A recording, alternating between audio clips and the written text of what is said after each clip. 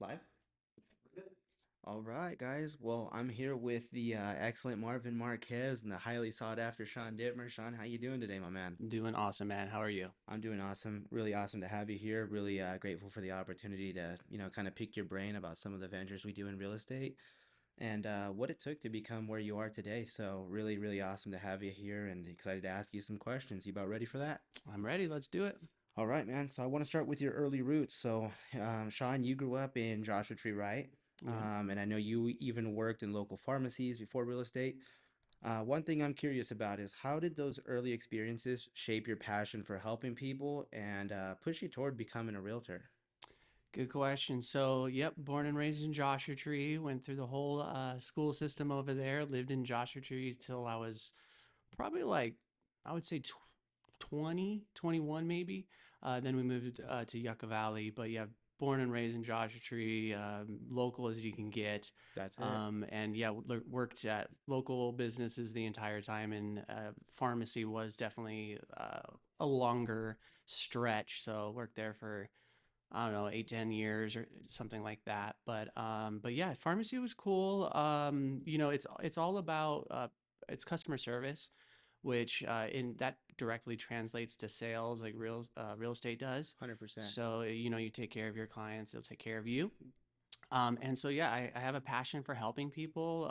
And housing is a huge and very expensive problem that people have. And so it's really cool that I can help them with, the most expensive transactions in their entire lives. So super cool to have that. Yeah, I think that's really awesome too, and I feel like a lot of people just don't understand the process to being able to buy a house, where to even start and stuff like that. So it's, I think, a bigger, I don't know, a bigger piece than what people really see it as, from the outside. Yeah, absolutely. It is really cool to see. One of my favorite things ever is when I help somebody buy their first house. And the first house, it's not the greatest. It's like you're just trying to check as many boxes as you can, but you're trying to keep it affordable and just make it livable. And then their life progresses, and a couple years later I get the call and they're like, all right, Sean, I'm ready to sell this, we're ready to move up to a better home.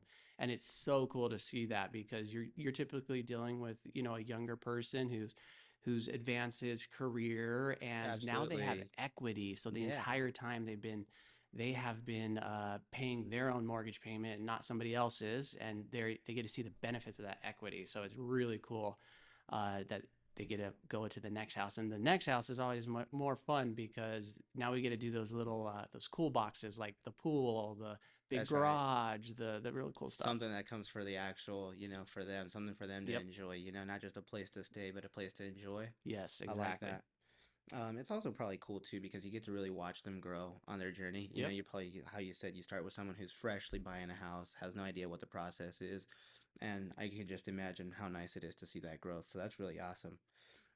So my next question for you, when you made that jump from pharmacy work to real estate, what was that like for you? Did you face any big challenges in the beginning? And if you did, how'd you get past those? Yeah, so that was a scary time, but it's kind of a long story, so I'll try to condense it. But basically, what was ending up happening, I worked at a local pharmacy, really working hard on that particular job, and uh, at one point, I was barely surviving. So, paycheck comes that morning, and then you have to spend it all on bills and have 13, 14 bucks left to last you 2 weeks. And so that is not fun at all. And so I got to a point where I was just like, you know what, this is not working out. And I'm really putting all my effort into this job. So, and I think now, I have multiple people coming in and asking only to deal with me. And I was providing value in my eyes. And so I went and asked the boss for a raise. And this was like the key point of why I chose real estate, because I always liked real estate, but I was in this transition because to go from a regular paycheck to sales is completely different and very scary. Especially, I never had any sales experience, Yeah, so I was very nervous about that. But unsecure too, very insecure. You don't know if there's a check coming or not. exactly. So, but I remember because I put my little package together, I gave it to the boss, and I was like, hey, I want to ask for a raise. This is what I feel. And that number that I asked him was tiny. But in my mind, I was like, okay, if he says yes to this, then I'm sticking with him and I'm going to just go down this path. And if he says no, then I'm going down real estate like 100%. And so, what was really cool, and I'm so thankful for, is the way that he said no to me was very blunt, and it like shut that door so tight that only had one option, and that was real estate, because he said you're not worth it. And so when somebody says that to somebody like me, I'm like, okay, it's time to go. Like Definitely. I'll show you what I'm talking 100%. about. And so that's just how I am. And I'm, again, very thankful for that moment because that was the specific moment that I went crazy into real estate and just was working nonstop. And so it was a blessing in disguise for sure. It hurt at Yeah, the moment. I think if I remember correctly, I think he even said that on my birthday. So it was an extra little stab. But again, I'm thankful for it because now I am where I am because of that. 100%. Well, you mentioned that door sealed so tight, or closed and sealed so tight. They say one door closes, another one opens. 100%. And this one's a little off topic from the questions I have for you, but as you were speaking of that, it made me think of it. And how did you kind of hold yourself to that commitment of, hey, let me jump to a whole different realm of business, and actually hold yourself to, I got to make this work, and not falling into that trap that some people do of, hey, I guess I failed at real estate, I'm going to go back to my 9 to 5 after a year of maybe not producing the best numbers and whatnot. Yeah.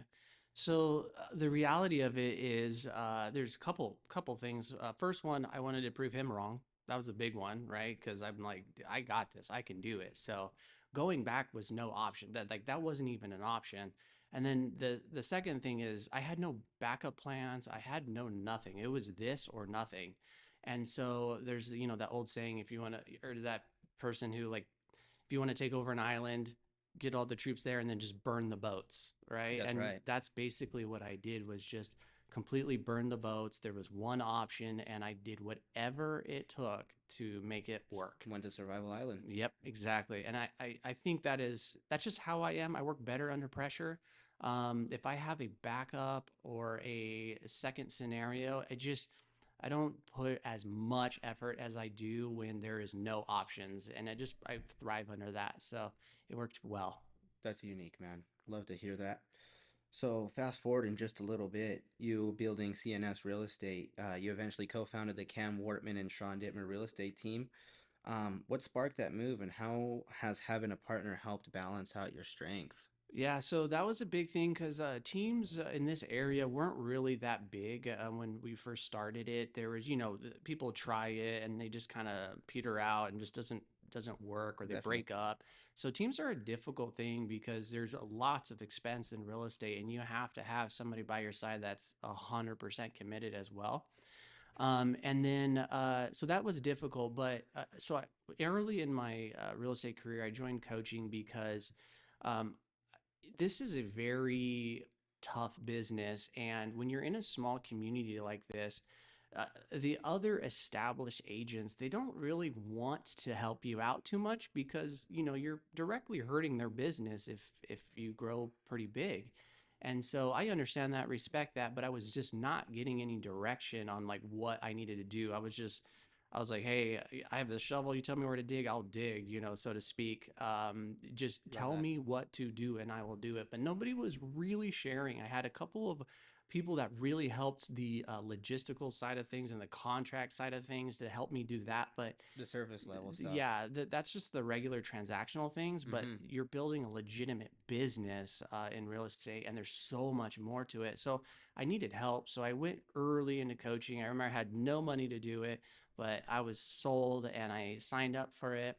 And so I had a coach, and we were just really making progress and making progress quickly. And so the my coach was talking to me. He's like, "Dude, you need a teammate for sure." And so she was explaining to me what the shout out to you, Lori. But she was explaining to me the benefits of it and why I should search for somebody like that. And so I was immediately on the hunt when she told me that. and I was talking to all different kinds of agents, and I was more like watching them because there was plenty of agents, but not that were doing the amount of work that I was doing, where you start early and you stay late, and you're consistently putting homes in escrow, and you're just grinding nonstop. There's not a bunch of them that do it. There's like different levels, there's great agents, but like the ones that are really, really, really push hard, that top 1%, just not very common. That is not well established already, right? Got it. Usually when they're there, they're already established and they don't want some newbie to come and join their team. They don't need that. Absolutely. So I met Cameron, and Cameron was a beast. So I just saw him working as much as I was, and consistently selling, and desire to move forward and build a business. So I asked him, and it was very funny because I was like, "Hey, dude, do you want to join a team and like us put work together to take over?" He's like, "Yep, let's do it." And ever since, we've just been, handling business and really, really pushing. So it's really cool to see the from where we started. And Cameron's my brother. Like we got each other's back no matter what. So That's awesome, man. It's really, really probably unique to be, one of the first successful teams up here. Like you said, not that they don't exist, but just at this level, it's really awesome to see it, actually thriving the way it is.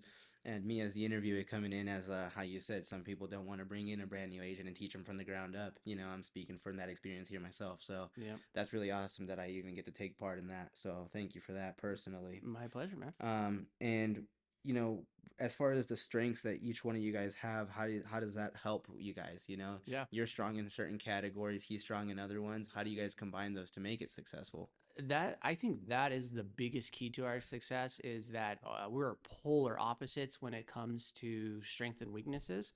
So like I have, I am just completely focused on building like a legit business with systems and operations, and making sure everything is like a machine just pumping out transactions left and right, and really focused on making Definitely. sure that the clients are taken care of, and it we're always trying to like be the front leaders of the group. That's like my focus. Where Cameron is more of the person level, like he is emotionally there, so he works great with buyers and things like that. Where I'm more robotic, more trend, just like let's get this system going. So those two work very well together in real estate. That's awesome, man. And I bet that really does help out because you guys probably bounce so many ideas back and forth, especially when you identify a piece that's like, hey, I know this is probably Cameron's category. Getting together and being able to bounce that off that wall is probably amazing. Oh, for sure, yeah. So I want to ask you about one of your biggest approaches, and I think everyone kind of knows that, especially if you've been here in the high desert, is the way you market digitally. So Facebook, Instagram, Google. Can you think of a time when leaning into those tools really changed the game for a client's listing? I'm sure there's Yeah. probably several scenarios, but just one of the best ones off the top of your head that really, really made an impact, and maybe even some sales that you produced from that. Yeah, I do a lot of, as you know, lots of videos, and just promote everything on social media. I love it so much because you can just have a bigger audience, so to speak, and really get your name out there. And it's a tough thing because you got to stay committed. I mean, I did Definitely. videos for years before seeing a actual like dollar back into my pocket. So it's just a great way, especially now everybody has their phone in their hands. So that's why I focus on it, is because we spend a lot of time with our phone in the hand, and just keep pushing on it. But yeah, I don't. One thing that I really, when I started real estate, I was not going to do anything old school, like nothing. So I know that those things worked, and those were great. And I learned them. Yeah. I started with door knocking. That is as old school as you can get. I door knocked more than anybody up here. I had, um, it was a thing. Yeah. But I had no money. I needed to sell some houses, and so I went out on foot, door knocked thousands of homes, blew through shoes, destroyed my car, battery and starter, did all kinds of stuff. But I needed to do it. So as soon as I got established, that's when I was like, okay, there's a better way of doing this. And so I didn't have to spend so much time knocking on single doors when I can talk to thousands of people at the same exact time. That's awesome. And I think that's really one of the biggest things about social media is, and a lot of people probably don't check it, is how many views you're actually getting. So it's not just about the likes or what is going on Yeah, there, but how many accounts you actually reaching, because that's how many people you actually, whose face you got in front of, which is super, super awesome. absolutely. Um, so I want to ask you something. So coming down to the customer service piece of things, something that keeps popping up in reviews, um, is about how hands-on and committed you are with your clients.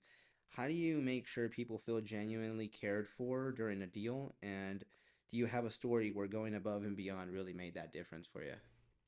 I would to answer the second part of your question first of like how that made a difference. I said that I would think that the customer service is the thing that made the difference to my business and really established me because I spend so much money on advertising and I still to this day produce more sales from past client referrals.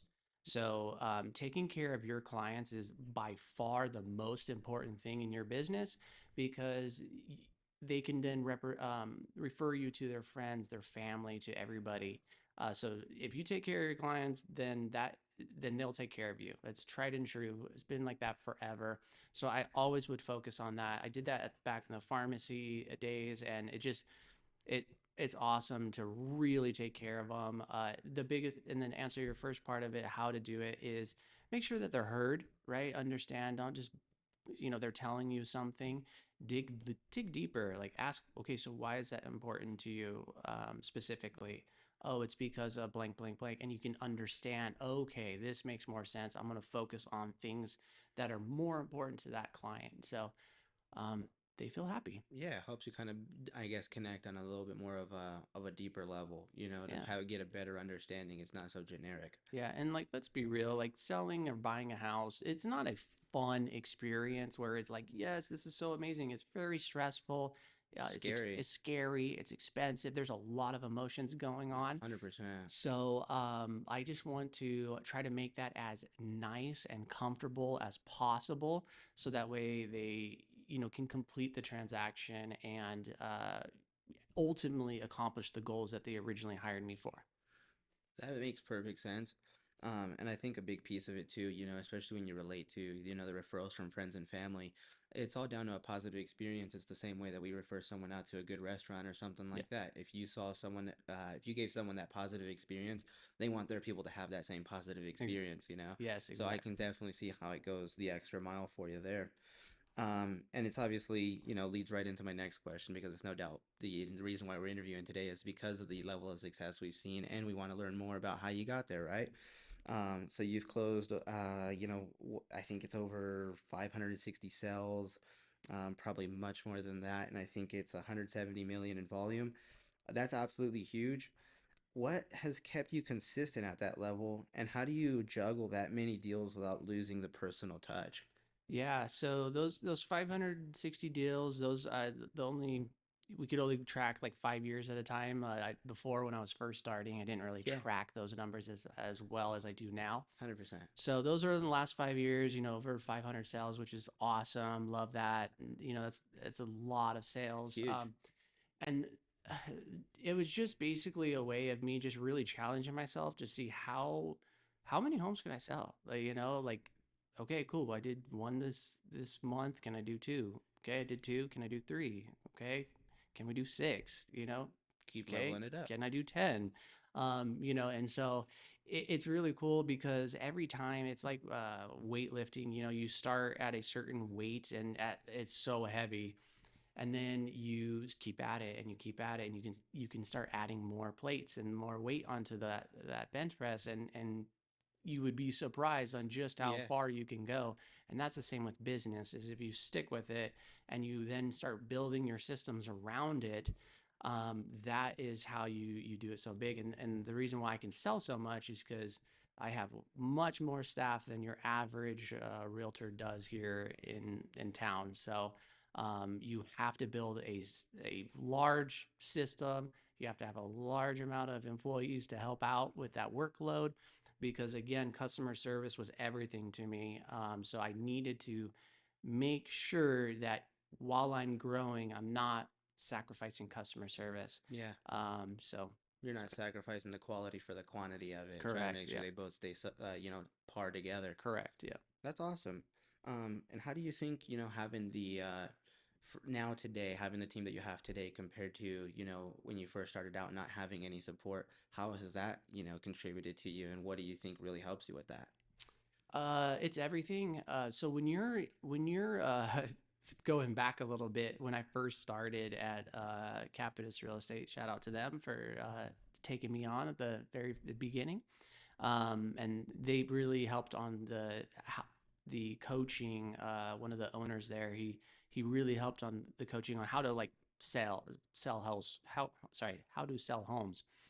And so that was good training, and I was all in on it. But it was so funny because I still remember to this day, I got my little, they have cubicles, Yeah, and it had my name printed out on a piece of paper with it stuck to the thing. And I was like so excited, like this is my spot. that's And awesome. so very humble beginnings, but then I was like, man, I outgrew that, and I needed my own space, and they didn't have any space. So we just hodgepodged some things together, and finally got an office, and just slowly, surely working together, and starting to build from the ground up. Because when you're building from the ground up, you have to lay every single brick to get where you're at, to build something.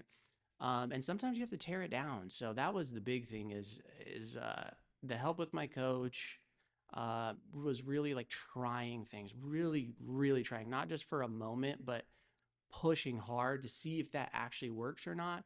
And then if it doesn't, bail, move on, and try something else, and just keep trying and keep trying and keep trying. And so now I've been very blessed. I have a lot of staff that has been with me for lots of years. And so we have built this system where it is just plug and play. Nice.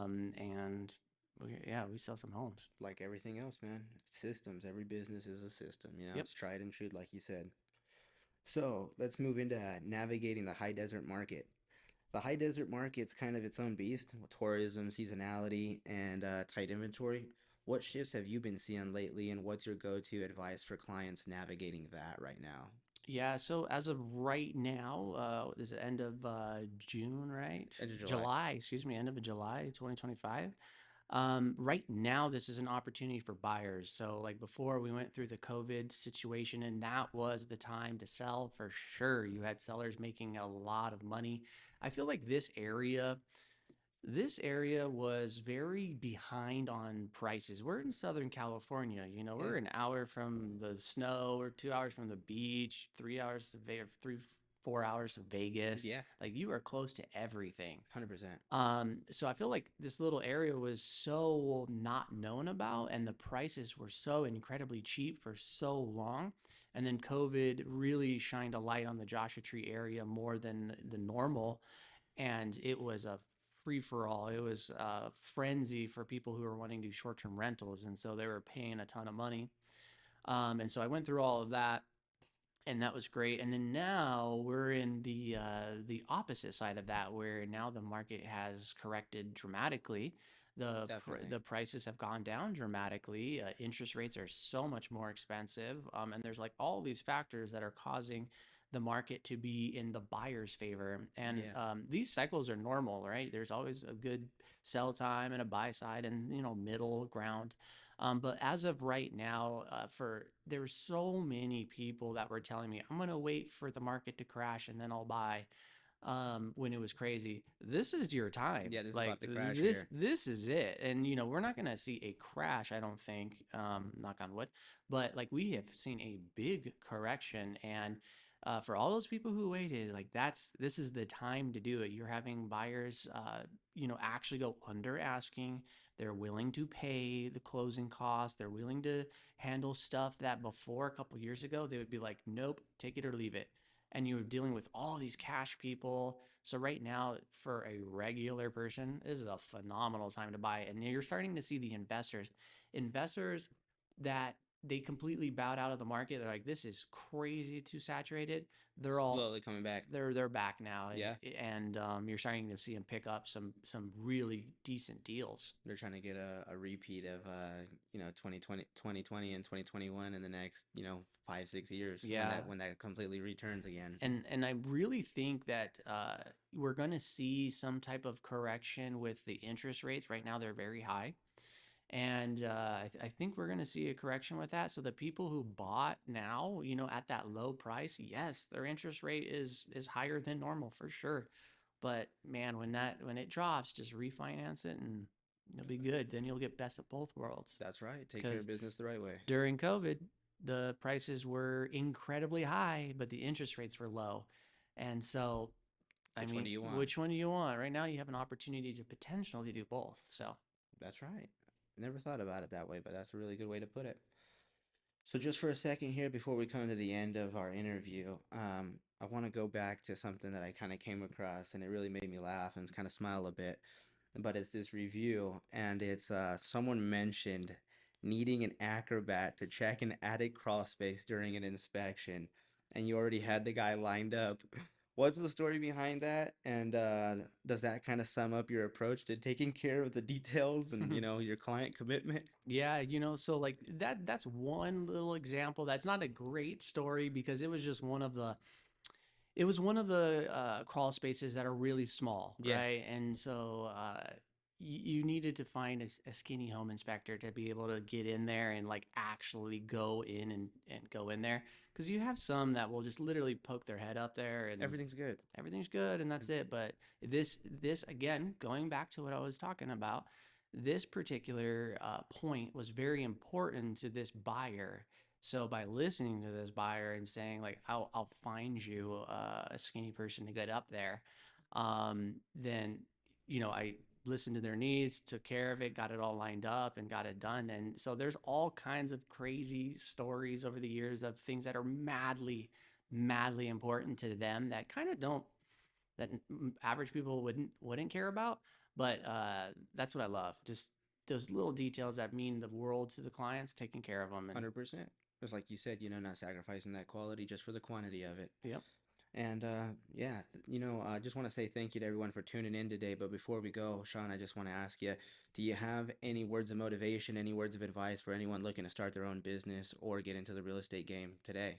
Absolutely. So besides real estate, I would just say in general is try everything. So like before real estate, like a lot of people think that I just went from pharmacy to real estate, and that's not the case. I tried all kinds of different stuff. I like bought like dent repair stuff for cars. I did the mobile cleaning, the Yeah, car detail. I I was in this kick that I was going to open up a coffee trailer and park it by Starbucks because that line is like nuts, that's right. and I was all over the place, but I was trying certain things, and I really like about myself is that it doesn't take me long to realize if I love something or not, right? And so the things that I would try, I'm just like, next. I don't have a passion for this, but real estate is the one that I had the passion for, and because that would be my advice to anybody who's looking to start a business is find whatever it is that you're passionate about because it will become so hard that if you're not passionate about it, you're going to give up. So you Definitely. you have to find that whatever it is, real estate, trading Pokemon cards, Seriously. whatever it is, it does not matter. Just find what you're passionate about and stick with it and become a beast at it. And find, if you really want to amplify it and like speed it up, find somebody who has already accomplished what you're looking to accomplish and pay them to help you get there. And they will create a path that is so straight compared to the zigzags that you would be on your own. And it just helps you get there much quicker. Well, that's awesome advice. Well, thank you so much, Sean, and thank you to the viewers. Marvin, thank you for hosting this, and we'll see you guys next time. Thanks, guy.